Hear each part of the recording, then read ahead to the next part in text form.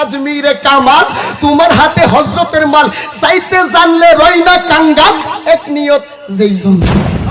যে বক্তব্যটি দিয়েছেন জনপ্রিয় একজন আলোচক, ইসলামী আলোচক, তিনি বক্তব্যের মধ্যে বলেছেন যে আল্লাহ তাআলা তার ধনভাণ্ডার তার রাসূলকে দিয়ে আল্লাহ পাক হয়ে গেলেন গায়েব, আর রাসূলুল্লাহ তার ধনভাণ্ডার খাজাকে দিয়ে, খাজা রয়েছেন আজমিরে শোয়ে, আর সেখানে গেলে কেউ ফেরে না খালি হাতে। এই জাতীয় এমন কিছু বক্তব্য ও জনপ্রিয় আলোচক বক্তব্যের মধ্যে বলেছেন। এটা যখন সোশ্যাল মিডিয়ায় ভাইরাল হয়েছে, আমার নিকটে আবেদন করেছেন, জানতে চেয়েছেন এই কথাগুলোকে কোরআন সুন্নাহ সম্মত কিনা। তো প্রিয় দর্শক শ্রোতা, এ বিষয়ে আমি আপনাদের মাঝে স্পষ্ট করে বলতে চাই, তার এই প্রত্যেকটি বক্তব্যের প্রত্যেকটি ওয়ার্ড, প্রত্যেকটি শব্দই হচ্ছে কোরআন সুন্নাহর সম্পূর্ণ বিরোধী। কি বলে মাঝে মধ্যে না আর বলতে পারলাম না।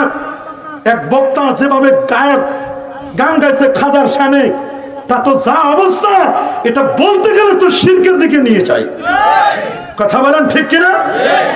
এরা হলো গায়ক বক্তা, এরা কথায় কথায় শিরক করে ফতোয়া দেয়। গায়ক বক্তাগুলো কথায় কথায় শিরক করে।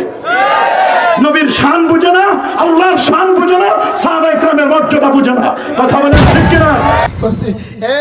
তোমাদের আলেম ওলামা যখন গজলের মধ্যে বলছে আমরা ইলমে নববীর রুহানি সাহাবা, ওই সময় তো তোমরা কোনো ফতোয়া দিলা না।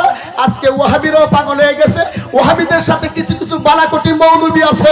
আরেক মৌলবী আইসা তাহিরি সাহেবরে কয় সে নাকি তওবা করার জন্য তাহিরি সাহেব লাগবে না।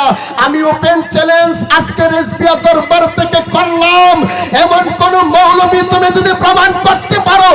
কি বুঝাই জানেননি? কই আল্লাহর দন নবীর দিছে, নবী আল্লাহ মনে হয় হালি হয়ে গেছে, যা আছে সব নবীর দিয়ে দিছে।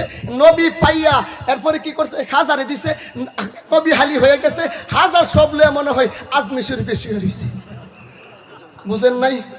আচ্ছা বলেন তো, আমার খাজা বাবার সম্মান আছে না নাই? কথা বলেন আছে না নাই?